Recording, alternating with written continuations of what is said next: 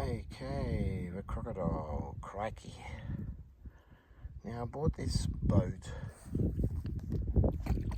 I don't know, 7 years ago something.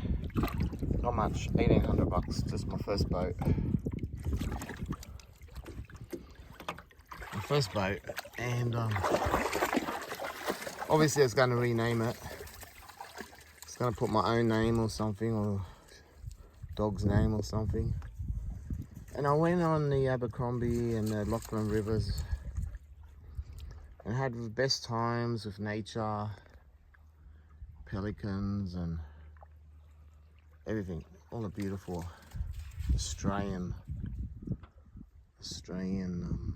animals and stuff.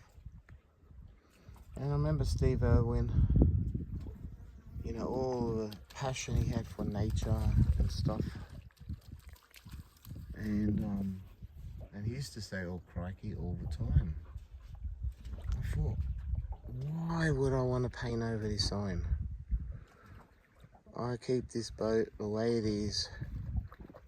Dedication to Steve Irwin, the Australian legend.